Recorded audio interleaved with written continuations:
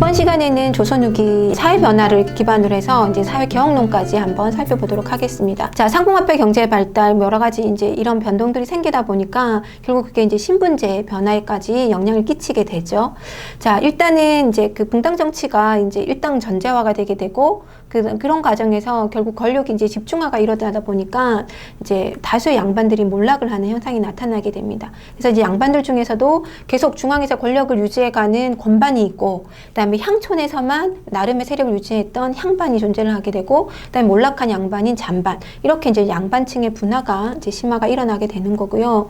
중인층의 이제 과정을 보면 중인은 이제 서울과 일반 이제 중인을 좀 나눠서 봐야 되는데, 이 서울 같은 경우에는 이제 임진왜란 이후에 흔히 말하는 뭐 납속이나 공명첩들을 통해서 관직 진출을 이제 시작하게 됩니다. 그리고는 이제 이런 청요직에까지 진출할 수 있게끔 허락해 달라고 하는 통청 운동을 펴게 되는 거고, 그 결과 이제 관직에 진출을 하게 되는 거고, 단적으로 이제 정조 때 보면 뭐 이덕무나 박제가 이런 사람들이 그 규장각 검서관으로서 이제 등용이 되는 모습들을 볼 수가 있는 거죠. 자, 근데 반면에 일반 그 실무를 담당하던 이 중인들 같은 경우에는 철종 때 가서 이제 관직에 진출하게 해달라고 하는 이제 소총 운동을 대대적으로 펼치긴 하지만 결국 이 중인들의 소총 운동은 받아들여지지 않게 됩니다. 실패로 끝나게 되고요.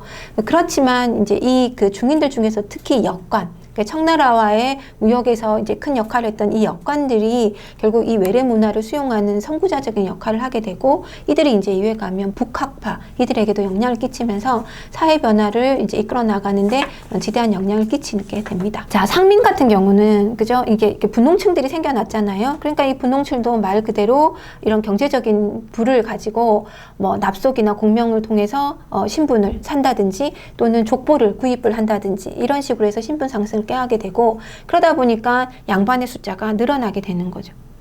양반의 숫자는 늘어나지만 권력을 가지는 양반은 훨씬 더 좁아지게 되는 겁니다. 그죠?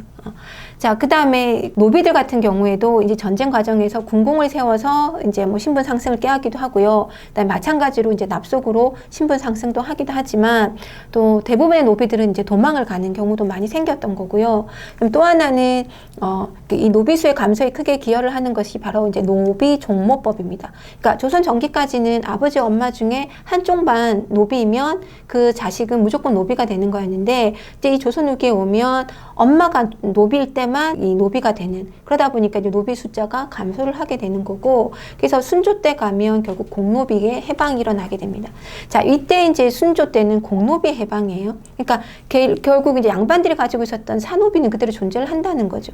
이 신분제 폐지, 그다음 노비제가 완전히 폐지되는 건 이후에 가보개혁에 가서나 가능한 겁니다. 그래서 그 차이도 여러분들이 좀 유념을 하셔서 이해를 하시면 좋겠습니다. 자, 이러한 신분제 변화는 이제 향촌 사회에서도 변화를 이제 주도하게 되는데요. 일단 양반의 권위가 떨어지게 되잖아요. 그리고 이제 이 지방에서 보니까 분농층들이 생겨나게 되죠. 이런 이제 부를 축적한, 그래서 이 분농층들이 결국 이 향회에 참여를 하게 됩니다. 그러다 보니까 기존에 이 향회를 이끌어가던 원래 양반들, 이걸 이제 구향이라고 얘기하고, 부를 축적해서 새롭게 들어갔던 이 신향들, 이들 사이에 이제 대립이 발생을 하게 되고, 이게 일명 이제 향전이 발생을 하게 되는 거죠. 향촌에 있었던 사족들이 사실은 수령들을 견제하는 역할을 해줘야 되는데, 자기네끼리 향전을 하다 보니까 수령에 대한 견제를 못하게 되는 거고, 그 과정에서 결국 수령의 권한은 더 커지게 되는 거고, 이 수령의 권한을 기반으로 해서 수령과 아전들이 농민들을 수탈하는 이러한 이제 악순환들이 만들어지게 됐던 겁니다. 자, 그 다음에 또 하나는 이제 가족제도의 변화인데요. 양난 이후에 가면 이제 부계 중심의 가족제도가 확립을 하게 된다. 성리학적인 이제 이 종법 질서가 이제 굳어지게 된다라고 볼 수 있는데, 가장 크게 보이는 건 혼인제도에 있어서 이제 친형제도가 정착을 하게 됩니다. 이게 친형제도라고 하는 것은 이제 신랑이 신부 집에 가서 신부를 데리고 시댁으로 와서 살게 되는 겁니다. 그래서 친이 가서 맞이하여 온다 해서 친형제도. 그래서 이제는 시집살이가 이제 기본이 되게 되는 거고, 남편 가계를 중심으로 이제 생활을 해야만 하는 거죠. 그러다 보니까 이 부계 중심을 확립하기 위해서 이제 족보가 편찬이 되게 되고, 같은 집안끼리 모여 사는 집성촌들이 이제 형성을 하게 되는 겁니다. 자, 그 다음에 또 하나의 변화는, 가족관계에서 변화는 이제는 그러다 보니까 이 부계 중심을 세우다 보니까 장남이 중요해지고, 아들이 중요하고, 아들 중에서도 장남이 중요해지게 되는 거죠. 그래서 모든 상속이 이제 장남에게 이루어지게 되는 거고, 장남은 상속뿐만 아니라 제사도 다 독점을 하게 되는 겁니다. 그래서 이제 결국은 가장 중요한 게 뭐냐, 뭐냐면 아들이 꼭 있어야 된다는 거고, 아들이 없을 경우에는 결국은 양자를 드려야 되는 거죠. 그래서 고려 사회에는 그러니까 이혼과 재혼이 좀 자유롭다 보니까 재혼한 부인의 전 남편의 자식, 그러니까 의자라고 하는 용어가 양자라는 용어보다는 의자라는 용어가 자연스럽게 쓰였다고 한다면, 조선 후기에 가면 의자라는 개념은 없고 양자라고 하는 용어가 훨씬 더 많이 이제 자리를 잡아가게 됩니다. 이런 게 가족 제도의 변화들을 보여주는 거고, 이 장남 중심으로 상속과 제사가 집중된다라는 걸 보여주는 게 이제 흔히 말하는 놀부, 흥부의 관계인 거죠. 소설이긴 하지만 왜 같은 형제인데 놀부는 형이지만 부유하고 흥부는 가난하냐라고 하면, 이게 장자와 차자 사이에 상속의 차이가 존재를 하는 겁니다. 그래서 이미 기본적으로 이 상속 과정에서 장제에게 많은 부분이 주어지다 보니까 훨씬 더 이제 이 부를 가져가는 경향이 컸던 거죠. 그게 이제 이런 흥부와 놀부 이야기에도 담겨 있는 겁니다. 자, 이런 식으로 이제 경제적으로나 사회적 변화가 생겨다 보니까 결국은 이 조선 사회의 여러 가지 문제점들이 드러나게 되는 거고, 조선 사회를 좀 개혁해야 된다라고 하는 이런 주장들이 등장을 하게 되는 거죠. 물론 모두가 개혁을 주장하는 건 아니고요. 양란 이후에 국가를 재건하는 과정에서 성리학 질서를 더 강화시켜야 된다고 주장하는 사람들도 있습니다. 이게 대표적인 게 송시열 같은 사람들이었던 거고, 이 사람들은 성리학을 아예 절대화시키는 거죠.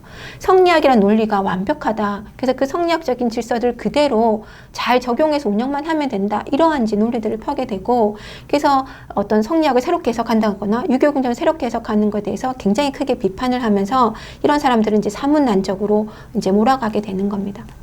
자, 그렇긴 하지만 이 유교 내에서 성리학 내부에서도 이제 변화 움직임이 있어서 결국은 이제 이 양명학이 등장을 하게 되는데요. 양명학은 이제 지행 합의를 주장하면서 이제 새롭게 이제 경전을 해석하는 이런 이제 학문이라고 볼 수 있습니다. 그래서 그 정제두라는 사람이 이제 이 강화 학파를 형성을 해서 이제 이 좀 유행을 하게 되는데, 문제는 이게 계속 이어지지 못했다라고 하는 이제 한계점이 있고, 그 다음에 이제 그 유학이라고 하는 지금 성리학적인 부분에서의 어떤 새로운 시도 라고는 볼 수 있지만 사회 개혁론으로서는 그 개혁안을 제시하지 못했다라고 하는 한계점을 가지고 있었습니다. 결국 이러한 사회 개혁론은 결국 실학이 등장하고 이 실학자들에 의해서 이제 주도적으로 이루어지게 되는데요. 크게 보면 이제 이 실학자들이 이제 사회 모순을 찾고 그걸 해결하기 위한 모색하는 과정에서 크게 보면 이제 농업 중심 개혁론을 주장하는 학자들과 그다음에 상업 중심, 상공업 중심의 개혁론을 주장하는 학자들로 나눠지게 됩니다. 그래서 우리가 기본적으로 농업 중심의 개혁론자들을 일명 중농학파 또는 경세치용학파라고 얘기를 하죠. 그래서 이들의 핵심은 토지제도 개혁인 거고요. 그다음에 그 자영농민들을 육성하는 거를 핵심으로 삼고 있습니다. 자, 대표적으로 보면 이제 유형원 같은 경우는 이 반개수록이라고 하는 책에서 균전론을 주장합니다. 그러니까 토지를 균등하게 분배를 해야 된다라는 거죠. 근데 이게 모든 사람에게 동등하게 줘야 된다는 건 아니고 신분에 따른 토지의 차등 재분배, 이거를 이제 주장을 하게 됩니다. 자, 그리고 이익은 성호사설, 그 다음에 과구록 이런 데에서 이제 한전론을 주장을 하게 되는데요. 이 한전론 핵심은 뭐냐면 한 가정이 생계를 유지하기 위해서 필요한 그 절대적인 토지가 있다라는 거죠. 그걸 이제 영업전이라는 걸로 규정을 하는 겁니다. 그래서 이 영업전만은 절대로 매매를 금지한다는 거죠. 그러고 나서 그 외의 토지는 이제 뭐 얼마든지 매매가 가능하다라고 하는 겁니다. 결국은 이 농민들의 기본적인 생활을 이 영업전을 중심으로 보존하자. 이게 이 한전론의 핵심이라고 할 수 있습니다. 그리고 이제 이익 같은 경우는 특이하게 화폐의 유통을 이제 금지하는 반대하는 이 패전론을 주장하기도 했습니다. 자, 그 다음에 정약용 같은 경우는 우리가 아는 것처럼 목민심서, 경세유포, 흠음신서 같은 이런 이제 저술들을 통해서 실학을 집대성했던 인물이기도 하고요. 이 그 정약용이 제시했던 토지개혁론은 우리가 이제 여전제를 얘기할 수 있는데, 이 여자라는 말 자체가 마을이란 뜻이거든요. 그래서 이 마을 단위의 공동 경작, 이게 이제 여전제의 핵심이라고 볼 수 있습니다. 그래서 마을 단위가 같이 경작을 해서 그 다음에 세금 내고, 그 다음에 그 자기 각자가 이제 노동력을 분담한 것들을 기록을 해놨다가 그 노동력만큼 이제 수확량을 분배를 하자. 이게 이제 여전론의 핵심이 되는 거죠. 자, 그 다음에 정약용은 이제 이런 토지 중심의 개혁론을 주장을 하기도 하지만 뭐 기술이나 뭐 이런 것들에 대한 그 발달을 이제 주장하기도 하고, 우리가 아는 것처럼 수원화성에서 이제 거중기를 개발해서 이제 그거를 활용하기도 했었습니다. 자, 그 다음에 반면에 이제 상공업 중심의 개혁론자들을 뽑으면 이 사람들은 이제 일명 중상학파 또는 이용후생학파 또는 그 청나라를 배우자라고 하는 북학파 이렇게 이제 얘기를 할 수가 있는데요. 그 북학파라는 표현에서 보는 것처럼 청나라 문물을 적극 수용하는 이런 입장을 이제 띠게 됩니다. 대표적으로 이제 유서라는 사람은 이제 우서라는 책을 쓰게 되는데 여기에 보면 이제 상공업 진흥을 이제 주장을 하고요. 또 하나는 그 산업공상 이런 그 직업의 평등과 그 직업을 이제 전문화할 필요가 있다라고 하는 이제 주장을 펴게 됩니다. 그 다음에 이제 홍대용 같은 경우는 이제 의산문답 이런 이제 책에서 지전설을 주장을 하게 되는, 이게 근대적인 과학인 거죠. 그죠? 이런 이제 논의들이 주장을 하게 되는 거고, 문벌의 이제 철폐 이런 것들도 이제 주장을 하게 됩니다. 그 다음에 이제 박지원 같은 경우는 수레나 그 다음에 이제 선박, 화폐 이런 것들의 유통이 굉장히 중요하다. 그 유통의 필요성들을 이제 강력하게 주장을 하게 되는 거고, 이제 물론 이제 상공업 중심의 개혁론자이긴 하지만 박지원 같은 경우도 토지 소유의 상한선을 설정을 하긴 했습니다. 이런 이제 특징들이 있고요. 박제가 같은 경우는 북학이라고 하는 책에서 청나라 문물을 적극 수용해야 된다. 그러면서 이제 생산과 소비, 특히 이제 이 소비를 이제 권장을 하게 되는데요. 이걸 이제 우물물에 비유를 하게 됩니다. 잠깐 보시면, 자, 재물은 대체로 우물과 같다. 퍼내면 차고 버려두면 말라버린다. 그렇기 때문에 비단 옷을 입지 않으면 나라에서 비단 짜는 사람이 할 일이 없게 되고, 그래서 여자들이 길쌈이 쇠퇴를 하게 된다. 그럼 이게 이제 그럼 길쌈에서 끝나는 게 아니라 결국 농사도 황폐해지고 상업도 촉박해지고, 그죠? 그다음에 업을 잃게 되고, 그러다 보면 산업공상 모두가 공공해질 수밖에 없다. 그래서 이제 적극적인 소비가 필요하다라고 하는 이제 주장을 펴게 되는 거죠. 자, 이런 식의 이제 실학자들의 개혁론들이 각각 등장을 하게 되는 거고요. 이제 이와 더불어서 그 조선 이제 국학에 대한 관심들도 이제 확대가 하게 됩니다. 그래서 우리 역사나 우리 뭐 지리나 이런 부분에 대한 관심이 생기게 되는 거죠. 그래서 이제 역사 부분에서 보면 안정복의 이제 동사강목, 그 다음에 한치훈의 해동 역사 이런 것들이 편찬이 되는데 다 이제 고조선부터 시작해서 고려까지 역사를 이제 정리를 하게 됩니다. 그래서 뭐 좀 실증적으로 증명을 한다든지 또는 그 안정복의 동사강목 같은 경우는 독특한 이제 정통론을 내세우게 됩니다. 즉, 이 각 왕, 그다음 역대 왕조들 중에서 정통 왕조는 무엇이며 정통이 아닌 왕조는 무엇인가, 이걸 나름대로 이제 정리를 한다는 거죠. 자, 그 다음에 이종이라는 사람은 이제 동사라는 책에서 고구려 역사를 정리를 하게 되고, 유득공은 발해고에서 발해 역사를 정리를 하게 되는데, 특히 유득공의 발해고 같은 경우는 통일신라와 발해를 남북국이라고 하는 용어로 처음 표현했던 그런 의의를 가지고 있죠. 그래서 이러한 이제 고대사에 대한 관심들은 결국은 이제 한반도를 중심으로 했던 이 지리적 감각을 만주 지역까지 확대시키는 이런 데 이제 기여를 하게 되는 거고, 그런 인식의 확대를 보여준다라고 할 수 있습니다. 그 다음에 뭐 이긍익의 연려시 기술이나 이런 것들이 이제 만들어지게 되는 거고요. 그 다음에 지리 부분에 보면 이제 한백겸의 동국지리지, 그 다음에 정약용 아방강력고 이런 것들이 만들어지고, 이중환의 택리지 같은 경우에는 뭐 자연환경뿐만 아니라 뭐 풍속, 인물들 다 담는 인문지리서로서 중요성을 띠게 됩니다.